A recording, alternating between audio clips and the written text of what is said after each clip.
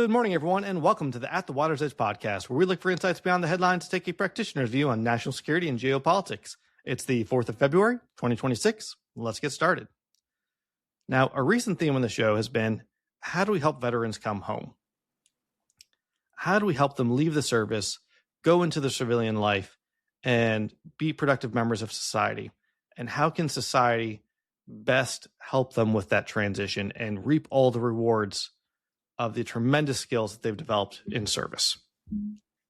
And folks have asked me, why are we talking about this on the podcast? Yeah, it's a feel-good topic, but what's this have to do with national security? And it's simple. How we treat veterans transitioning out of the service now, how we treat the global war on terror generation, the GWOT generation, will directly impact our ability to recruit the next generation. 100%, full stop. It is a critical component to our long-term national security. It is impossible to overstate the damage that was done to our military readiness, to our ability to defend the nation, by how our Vietnam veterans were treated when they came home. It took decades to get past that. And we now have the most competent, the most professional military in the world. You'd be shocked how easily something like that can get screwed up. So it behooves all of us to not let that happen. Behooves. That's an old military term that was overused so much, and I just used it. Anyway, so today's topic, veterans transitioning out of the military. Our guest today, super excited to talk to him, retired Major General Matt Smith. He is currently running the Master in Business for Veterans program at Emory University, where, full disclosure, I'm currently working on my MBA right now, and it's been lovely so far. So Major General Smith served almost 32 years in the regular Army and National Guard, 26 of which were on active duty. He has extensive leadership experience in conventional units as well as the strategic and interagency environments. Most recently, he led Joint Task Force North, based in Fort Bliss, Texas, where he helped synchronize the actions of 18 different intelligence and federal law enforcement agencies operating throughout the country of Mexico. Fun stuff. He's also had multiple deployments in infantry units at the company, battalion, and brigade commander level in Iraq, Afghanistan, Georgia, Honduras, El Salvador, Guatemala, and numerous European locations. Spent a lot of time at the Pentagon as well. So very excited to sit down and have this opportunity to talk to General Smith about what is admittedly not the sexiest issue in national security and geopolitics, but is one of the most important ones that folks tend to sleep on. And I'm happy that we're not sleeping on it here. With that, we'll have a quick word from our friends at the Work to Find Network, and then our conversation with General Smith.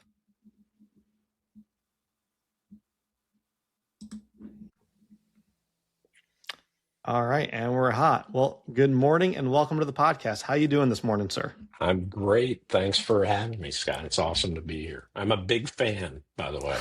Well, thank you. I'm happy to hear that. Could you please introduce yourself in your own words to the audience? Sure. Yeah. My name is Matt Smith. I am a retired Major General, which, given your audience, they probably understand that means 2-star guy. Mm-hmm. And I run a program just for veterans at the Goizueta Business School at Emory University in Atlanta. Wonderful. It's called the Masters of Business for Veterans, MBV.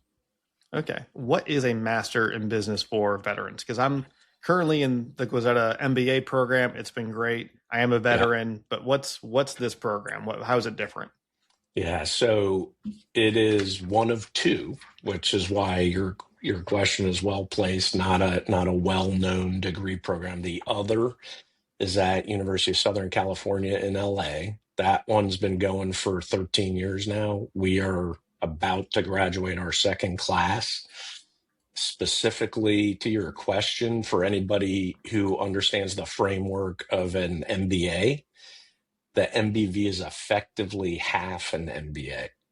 So if you think about what you're doing in your MBA studies and what I did a very long time ago in mine, the first half roughly is all the intro courses. So intro to finance, intro to accounting, intro to marketing, etc.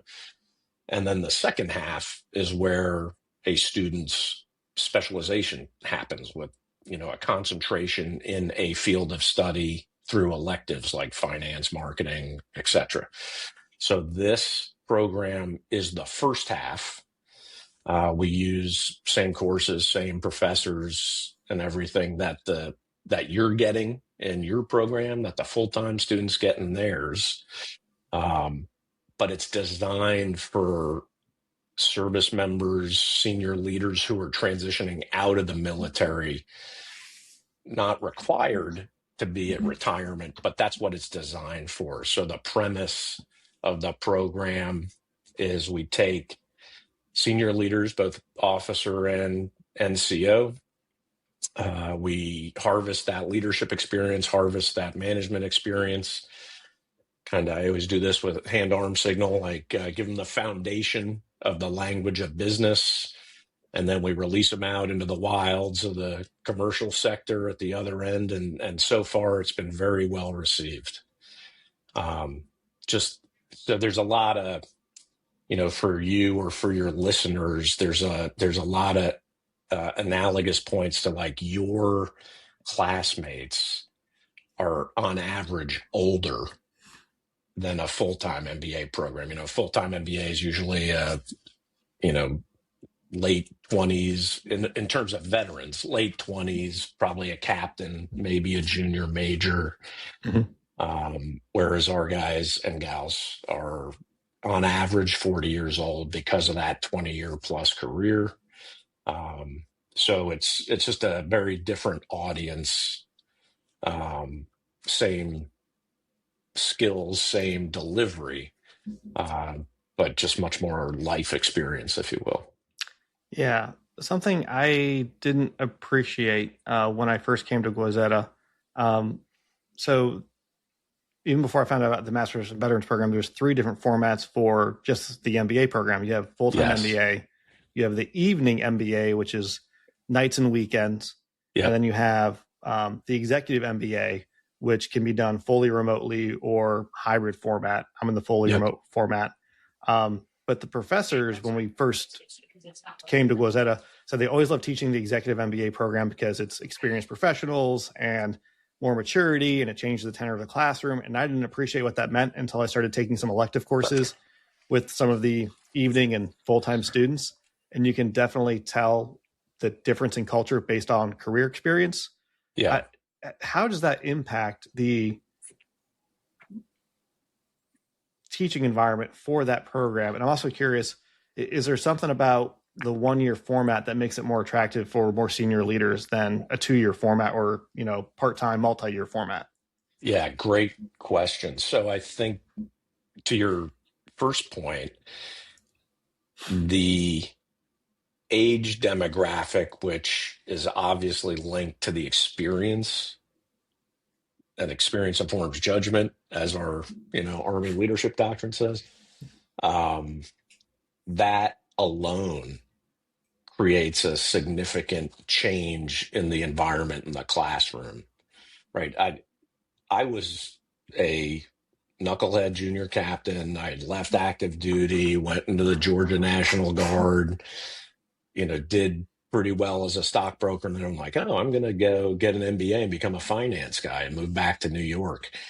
I took 1 finance class, by the way, and that was the end of that dream. So, but I digress. I empathize with your experience a little bit there. Excuse me. Yeah. So, that was a good time, but you're just at a different place in life. There was a 40-year-old doctor who also happened to be a veteran, coincidentally, in the U.S. Army Reserve in our class. And everybody was like, oh my God, he is so old.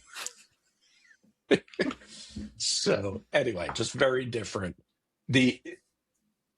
Perhaps the most interesting part of our program to me as a veteran who went through a program like with general population, if you will, as you're doing, is because everybody in the classroom is a vet of some flavor, and about a third are still serving, which is also pretty interesting.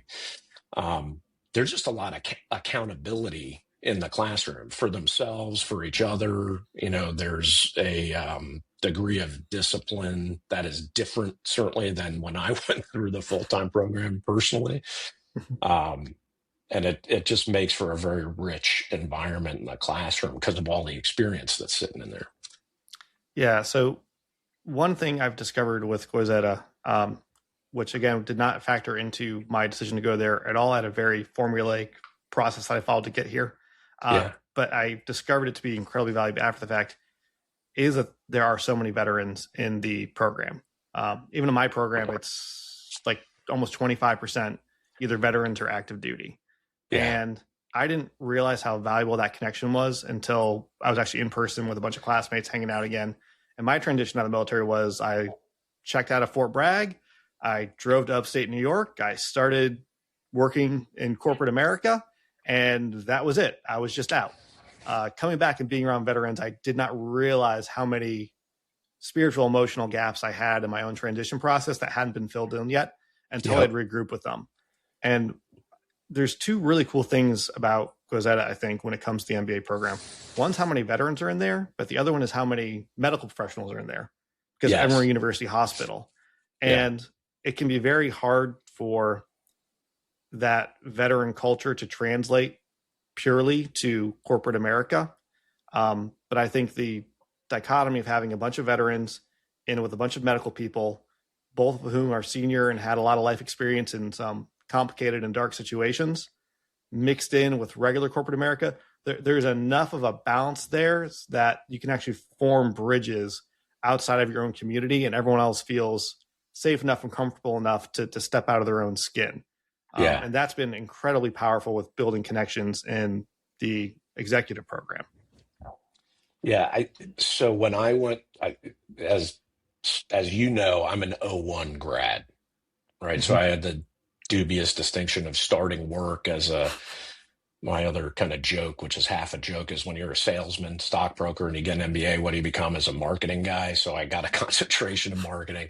I started working at IBM Global Services Marketing on September 4th, 2001. And that lasted about 15 months until I got the call from Uncle Sam. I was a weekend guy in the Guard at the time. Anyway, all that to say, the community the sense of community that I experienced at Goizueta way back when has only gotten stronger, both at the macro level for the whole institution, but definitely for the veteran community, because everybody's had all these reps and sets over the last couple decades. So it's really pretty cool to circle back after retiring and then and be part of that. What have you observed from, you're basically bookending the global war on terror with your experience in academia. You've got the very beginning, 2001. Now we're GWOT's over. We're in the era of great power competition. You're helping to run a veteran program. What has changed in how academia has viewed the veteran community and how the veteran community has viewed how to use academia in that 20 years of war?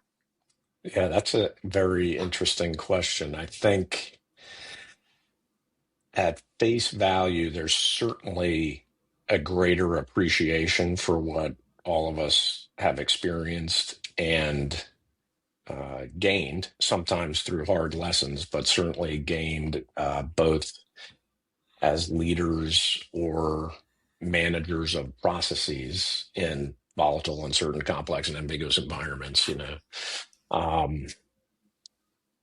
That wasn't present, obviously, 24 to 5 years ago.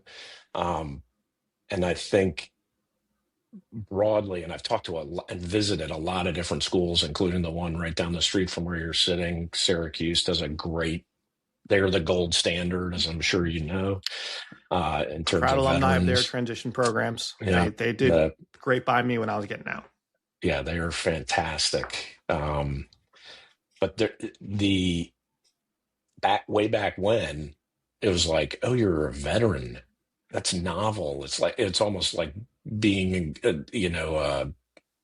I don't want to, I shouldn't say, circus freak or something. It was like so unusual, um, and novel.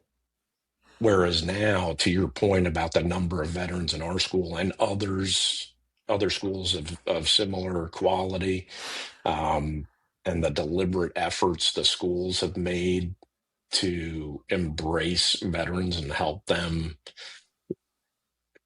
leverage those skills that we learned and the experiences we had in a way that is beneficial to American business or international business for that matter. That is completely different. And that evolution was a very pleasant surprise once I came back. Where do you think the main value for a program like the Master in Business for Veterans or a regular MBA is for a transitioning veteran? Because I've been talking about this with some colleagues in class, and I've been thinking about my own stuff. And for me, it almost falls into three different buckets. You have one, you're learning new skills or accounting, finance, marketing. Mhm. Great, new skill development. Two is you're learning how to translate your military experience into corporate speak. I was a company commander. I led a cross-functional team dedicated to yada yada yada. You learn all this new vocab that helps you translate what you've already done. But the third thing is just it gives you time, and I think that's an undervalued aspect of the master's program and the MBAs in general. Is that it just gives you the time to think things through. And I wonder Yeah. if you would agree with that characterization of value, if there's something that you would add, and where do you think the primary value lies in those three buckets? So I think the time comment is very closely related to the first thing that popped into my head that I share often with students to remind them of this dynamic. And that is, excuse me, a graduate business education as someone is leaving the service exposes them to what's in the realm of possible.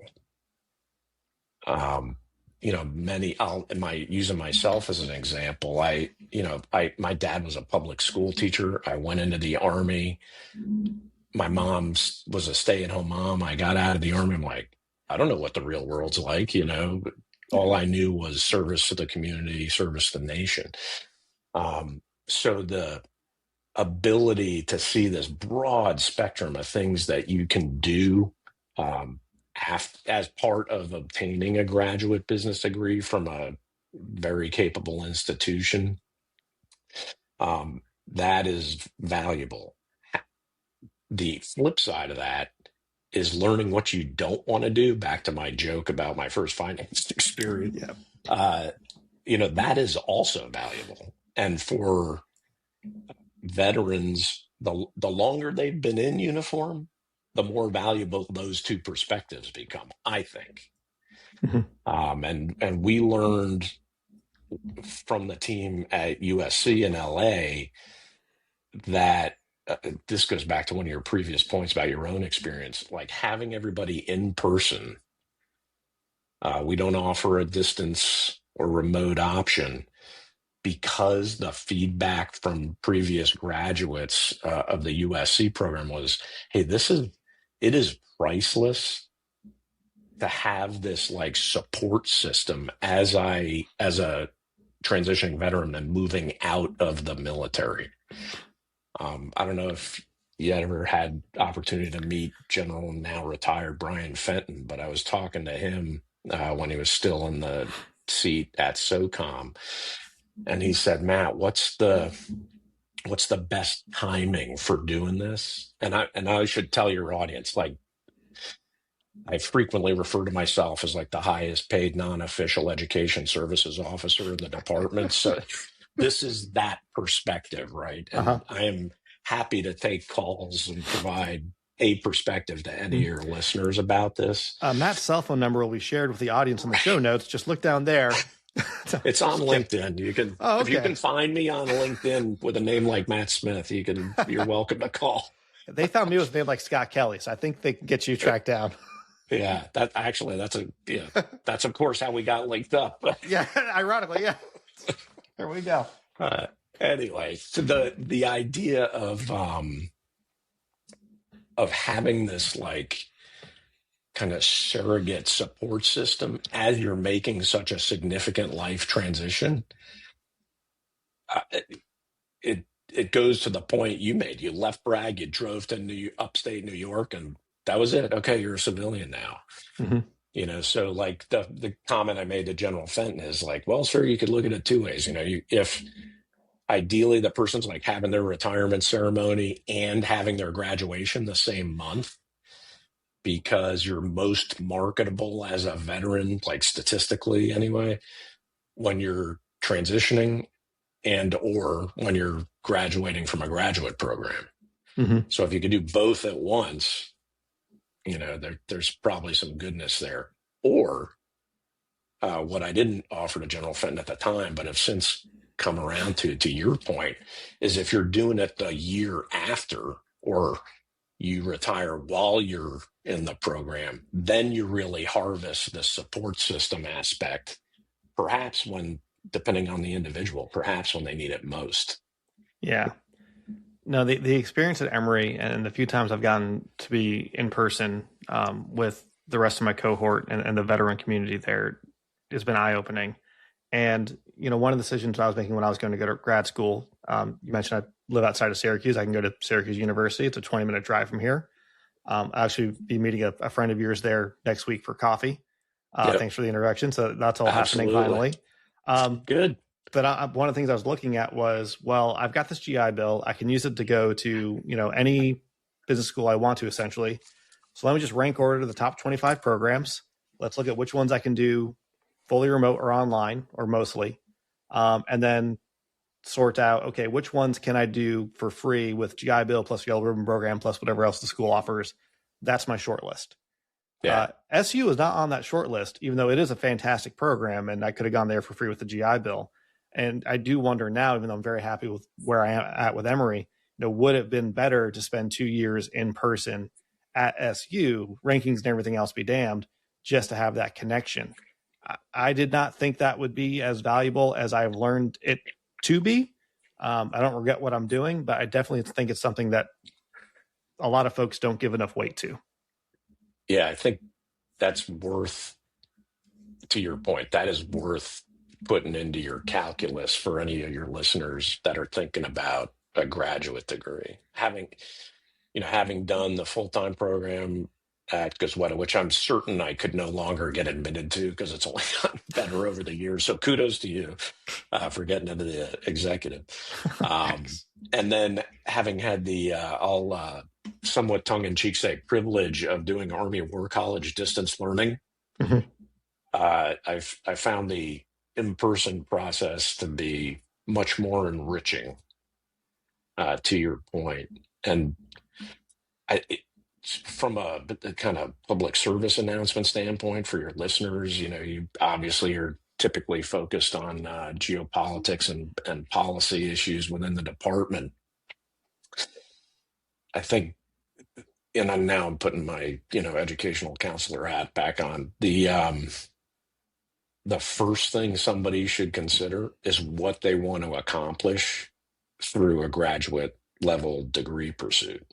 Mm-hmm. Because not, to your point about the in-person, if you want to, build a personal network in a particular geographic area, you may want to consider going in person in that geographic area.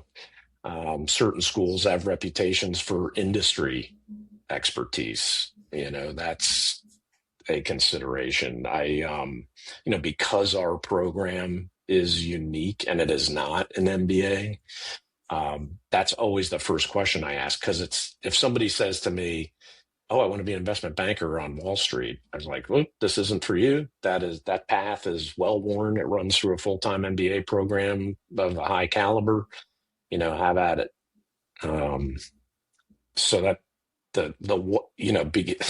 it's like back to that doctrine joke. It's the end state. Begin with the end in mind, and then you kind of array everything to get to that accomplishment point.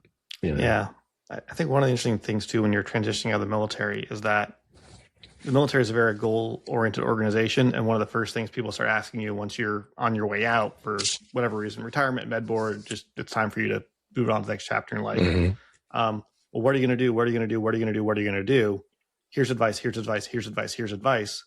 But you're getting that mostly from your chain of command. Right. And the second you decide to leave the military, that same chain of command, which was you're like, your senior grader determines your career path. Here's advice on this. Here's your option here. Let's get you involved in this, that, and the other thing.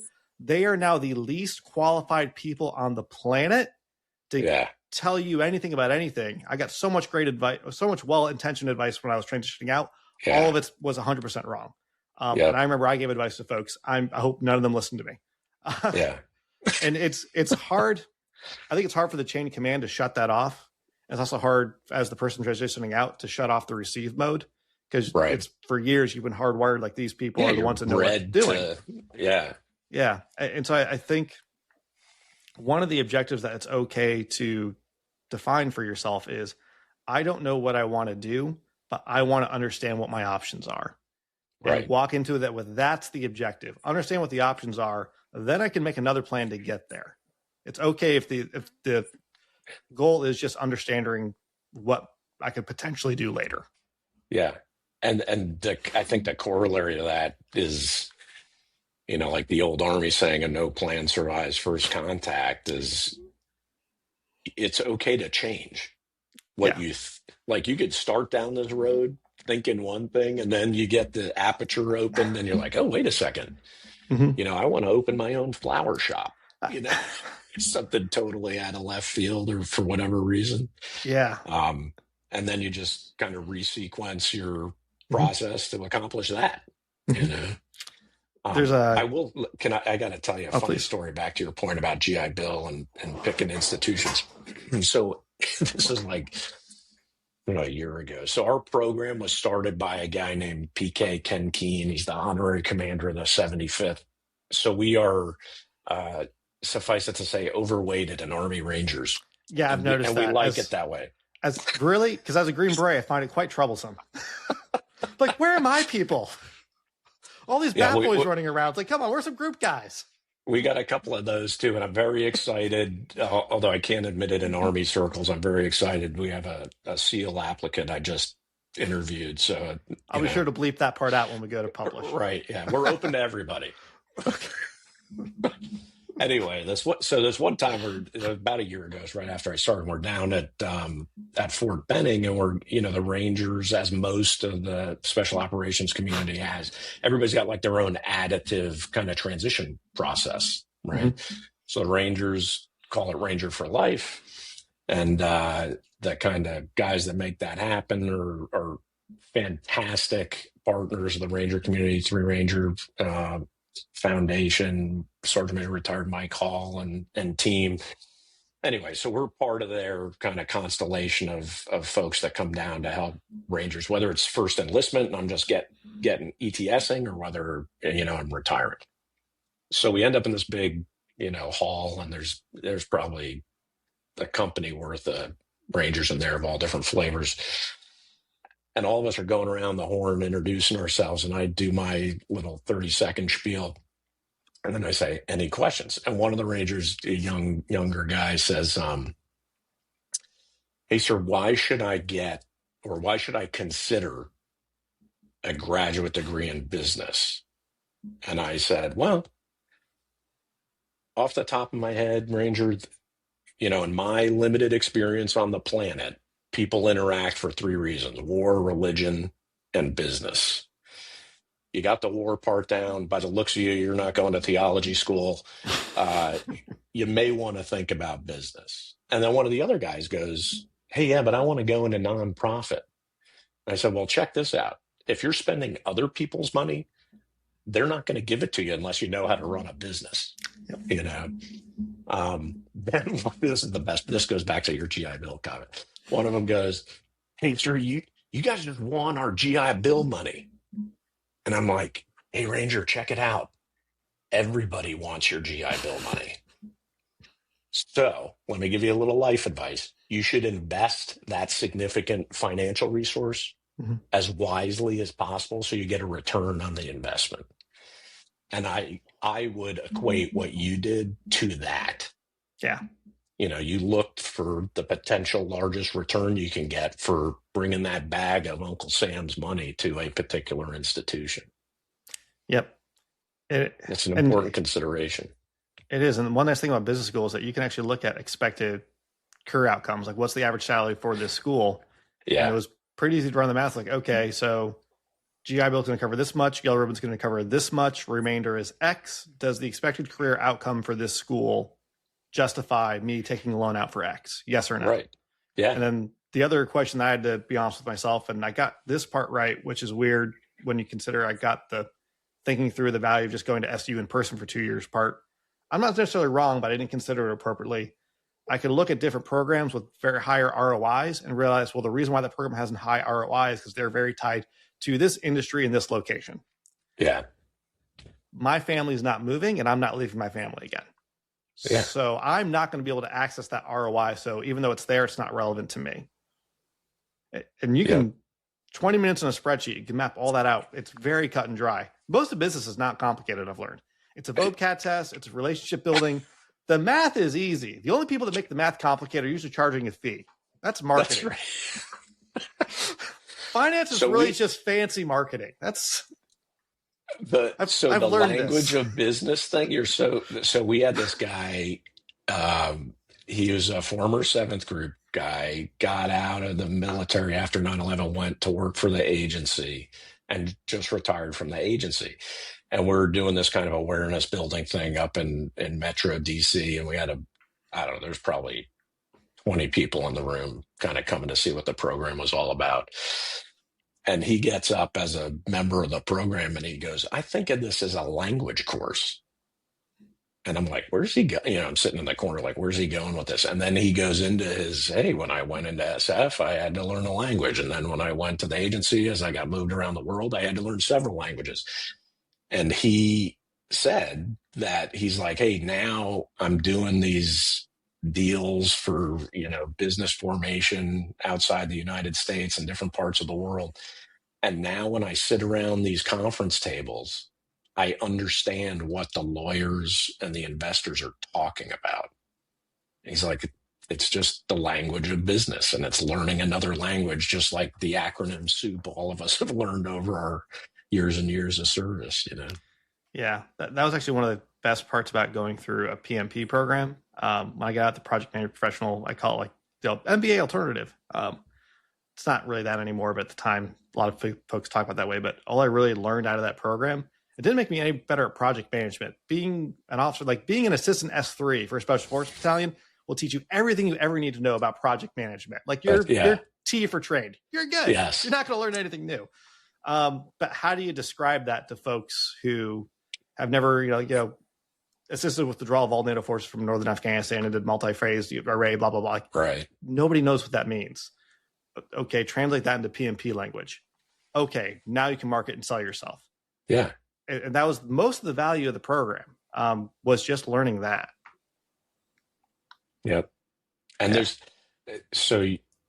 if your audience that's still serving or is still working within the department in some way, shape, form, or fashion as civilians, doesn't fully realize just how transferable and marketable veteran skills are. But they have to be portrayed in a way that's going to be understood, to your point, by the receiving audience.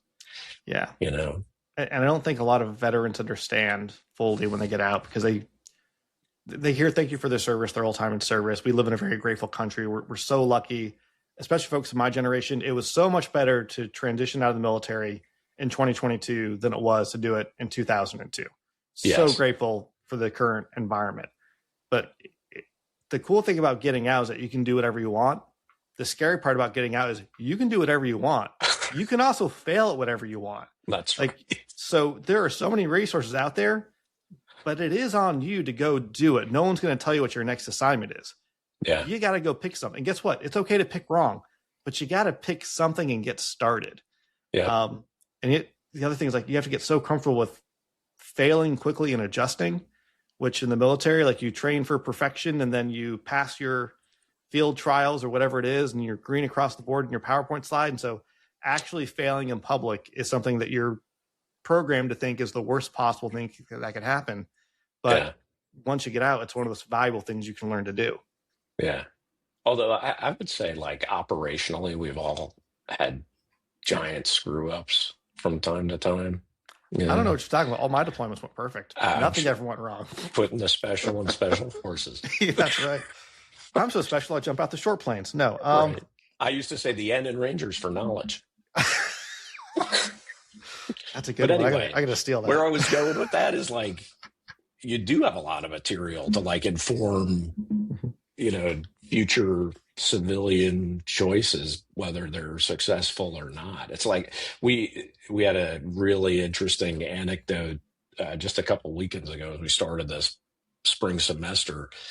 The entrepreneurship professor gets up there, and the first slide he puts up says, quote, "just figure it out." And I'm like, Charlie, the professor's name, Charlie, I got to say something. And it was like I said to the group, um, like, how many times have any of us over the course of our, careers in uniform, usually in some completely ambiguous deployed environment, been told, hey, you just got to figure it out. And so a lot of business is that. And I say that only having served a couple of years for various civilian corporations back in the day. But our ability and initiative and discipline to just figure it out is directly transferable and valuable. Yeah, I think that's absolutely right. And I think one of the coolest things you learn in the military, especially there's pros and cons to how we do, or and I say I'm out, how the military does professional development, but you are constantly moving to the next assignment. You are constantly getting retrained and relearning.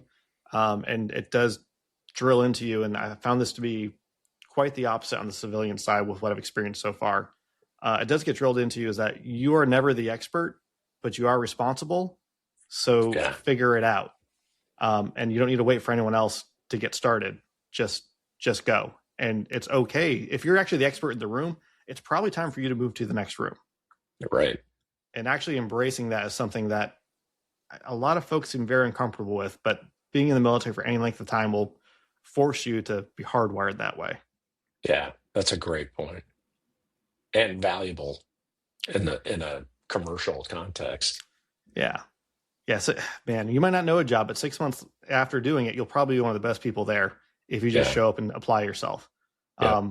And I still haven't figured out a great way to explain that to business and to industry, because everyone has some sort of talking point like that on their resume. Everyone talks about that. I don't think a lot of people have ever actually seen it in action. And I've experienced it, and have veteran buddies who've experienced it. Folks are actually shocked when you show up and do it. Yeah.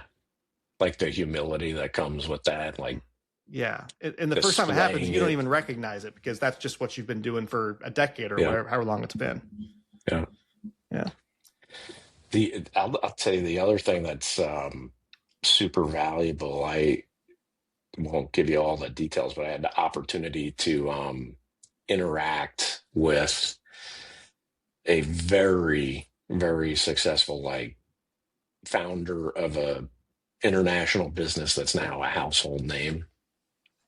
And he was looking to start kind of a veteran line of business for his, I think at the time, $4 billion personal foundation, which has happened and is now very successful. And they're, probably 15 plus years into that. But at the time, I was talking to his executive director about how to go about doing that because they didn't know any veterans. It was like 3 times removed. I was like the son-in-law of a friend of somebody on their board. And they're like, hey, talk to Matt. He's an Army guy. And so I give him some advice, do some basically like some pro bono focus groups for them on how they might want to get started. And I present all this to them. And at some point, the executive director guy says, hey, we want to hire you to do this, which was a very nice compliment. But I'm like, literally the first thing I said to him was, hey, I'm not qualified to do this because in the military, you get trained first and then you go do something. Very different from the civilian world. Training usually happens after you started something. Right. And So I make that comment to him, and he goes, "Oh no, you're completely qualified to do this because you have a PhD in the human condition." That's the quote. And I've told this guy, if I ever wrote a book about my uniform experience, I'm calling it that, and he's got to write the foreword. But anyway, That's a really good quote. it's a great quote, and I was probably a mid-grade major at the time, '04 for your Navy listeners, and it really made me think about leadership, my own leadership, differently as I moved through the rest of my career. The point being, for your listeners, and on the topic of transition, it's like we bring, regardless of rank, we bring a tremendous data set on interactions with humans in very challenging situations that has value when placed in a civilian context at a company or in government or a nonprofit or whatever, and we don't even realize it. Mhm. It took somebody looking at, I couldn't see it myself. It was this external observer who made the comment. Yeah. um, A year and a half into the company I worked for when I got out, somebody came up to me and said, "Hey, Scott, thanks so much for always giving the customers the bad news." It's like, "What do you talk about?" It's like, "Oh yeah, every time there's a contract dispute or a product issue or everything else, like that's why you get put on the call and you talk to the customer. You're just really good at it." I'm like, "Oh, thanks." Like, what is, I you didn't didn't even notice. know. No, it's like, Yeah, well, yeah, there's a problem. Problems happen. I'm letting them know what the problem is, and we're going to talk about what happens next. Like, I don't know, every day in the military is a problem. Like, that's just, right. that there's nothing to be stressed out about. Like, nothing's on fire. No one's Yeah, shooting at us. There's no mass cal. It's just routine business function. We have a problem. Now we're going to work yeah, way through the solution, and other person will react how they're going to react, and then we'll go from there. That's just yeah, like, what else would we be doing? right. And I do think we Yeah, spend so much time focusing on leading soldiers and that personal relationship in the military. I have not found a corollary to that in the civilian world yet. Most of my former squad leaders are probably more astute at handling relationships than a lot of senior executives that I've interacted with, who are brilliant in other ways, but that human dimension is always lacking. I shouldn't say yeah, always, often lacking. yeah. Well, and it's back to that. We just have more data points. We got more experience on, assuming equal age, equal Yeah. kind of time in the workforce. We just get exposed to more data sets earlier in our lives. Yeah. Um, that's Um, actually coincidentally about half of our students each year are senior NCOs, and the commercial world loves those guys and gals because of yeah. that dynamic. And that, they show up, Yeah. they got, they can speak the language because they've gone through this, respectable Mhm. institution, and they have all that you just mentioned in Yeah. spades. Oh, a retired sergeant major who actually still wants to work and not be retired. God bless them if they just want to be retired. I, Yeah, oh my God, you cannot put a price on how valuable that person is to your organization. yeah. We might have to clean up a little bit of language, but that's okay. We can help them. If they spent 2 years That's here, they're part of our probably good. training. Yeah, that's get some some executive coaching. We can solve that, but everything else is just, Yeah, I can't imagine who else you'd want working in your organization. yeah. One of the things that's interesting is that a lot's been made over the years about the civil military divide, and was cynically spoken about, though somewhat truthfully, early GWOT. The military went to war, America went to the mall, and Yeah, we have seen a smaller and smaller percentage of folks serving in the military, smaller and smaller percentage of folks who know someone who served in the military, as most military members come from military families, or at least a significant portion of them. Um, you mentioned, back in 2001, it was almost like a circus freak showing up when you met a veteran. It certainly right. doesn't feel that way in business school, but it is definitely like that in other areas of your life you can walk into. What advice would you give the business community on how to approach not just hiring, but fully utilizing veteran talent? Because there's not an obvious corollary in the civilian world. It is a unique product or service, if you will. So how would you access that and use that for your organization? How can they do that better? other than donate lots of money and show up at fine institutions like Emory and say, give us your best and brightest. Because there's a lot more to the veteran community than just that. Yeah. Also an interesting question. It reminds me, my answer reminds me of a kind of, I guess it was a speech I gave for Veterans Day many, many years ago. I was talking to an audience of business leaders, and I was like, hey, I assume all your companies and all of you as individuals pay taxes. If you don't say anything. You're missing a return on your potential investment of your tax dollar by not harvesting the leadership and management talent of the veteran community as they transition out of the military or whatever they were doing. The advice I would give, assuming a company of any size hires a veteran, is the harvesting of what you and I know as disciplined initiative, right? Which is like the secret sauce of the American military. It's a function of our culture and, our nation's history. But to bring somebody in some number of days, weeks, months after they've been there for a while, and then like give them the license to exercise some initiative, because they'll figure out things to improve that you never even thought about as a business owner. Because from day one, we're always doing after action reviews on everything. Yep. So it's like, how do you harness that disciplined initiative that all of us have? Many may not even realize they have. Mm-hmm. And I think if you do it right, you can have great commercial outcomes as a result. How long have you been working in this role at Goizueta? I'm coming up on a year. And this was your first gig out of the military? Yeah. Okay. But I had been out. Like, I was in the regular Army. I got out. I was a stockbroker for 3 years. Like in the late 90s, you could do no wrong in the stock market back then.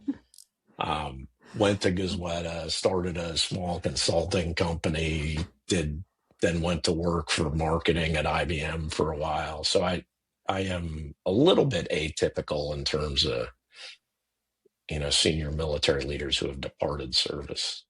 Okay. Well, I did want to ask you, though. I mean, a mentor of mine told me that transition is a process, not an event, and it takes roughly about 2 years.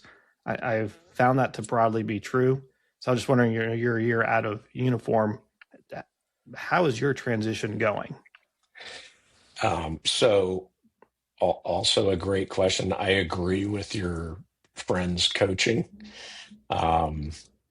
I had a similar comment from one of my best friends from ROTC back in the early 90s. He was like, oh yeah, it's going to take you 2 years.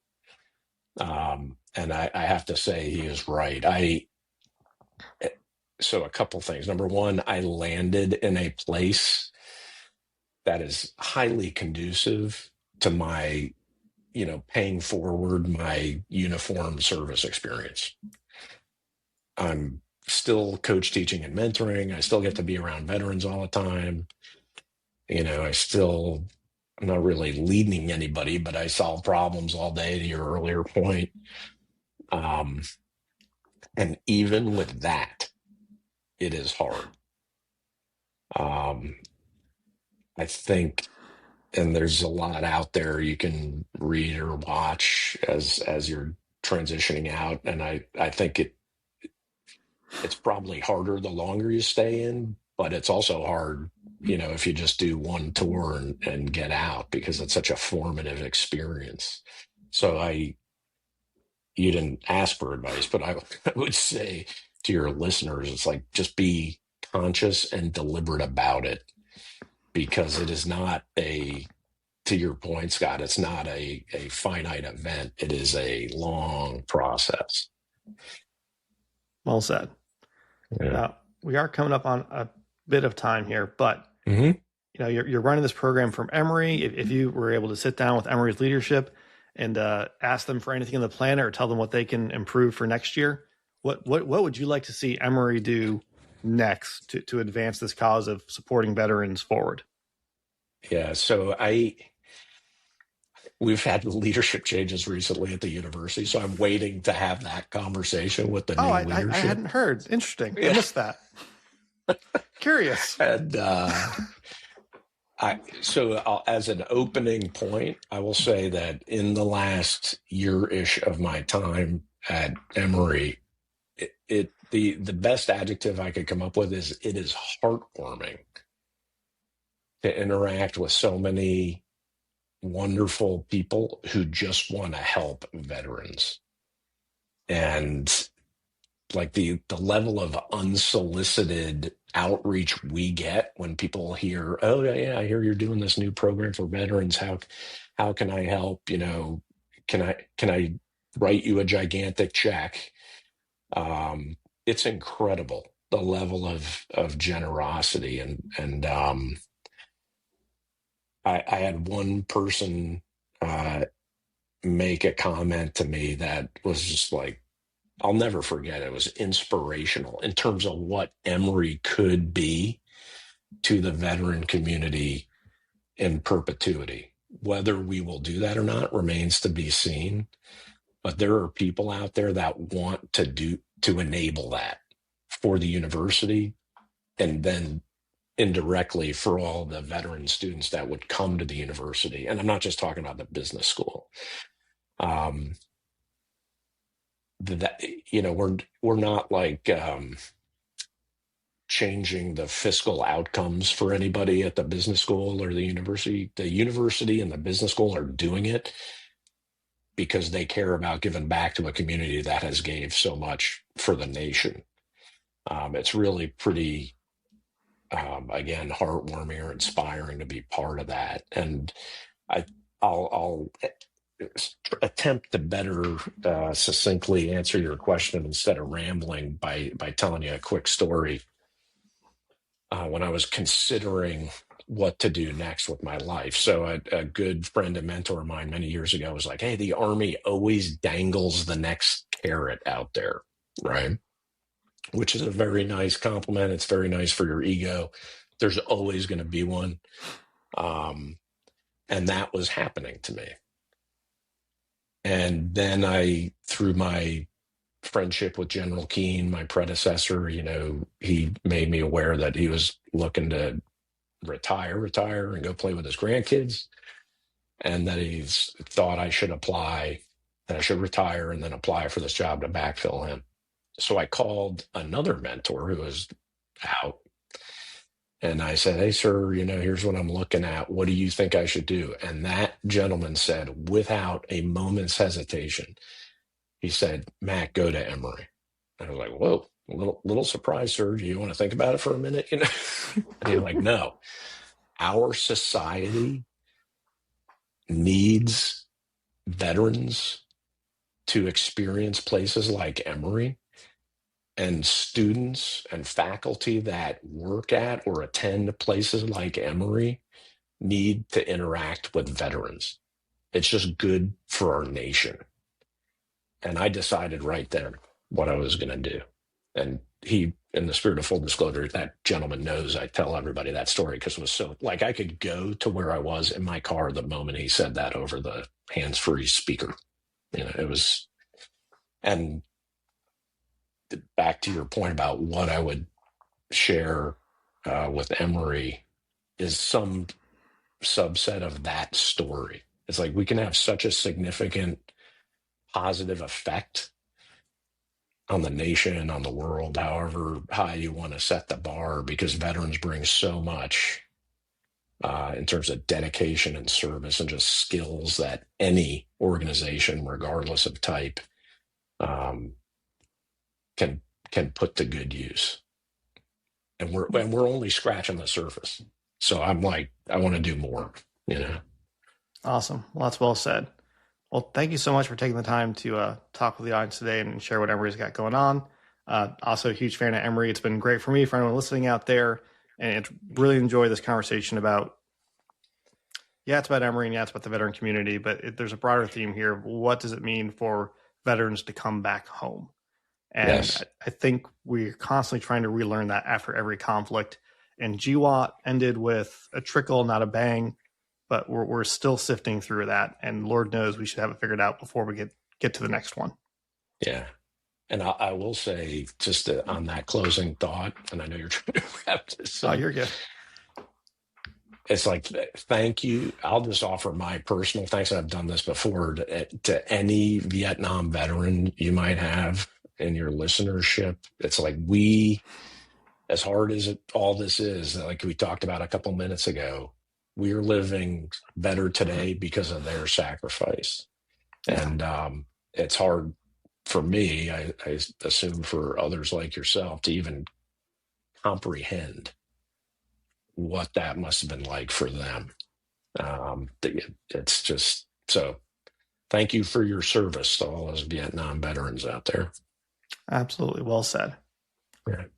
Well, enjoy the rest of your day, and thanks again for coming on. Appreciate you. Thanks for the opportunity, Scott.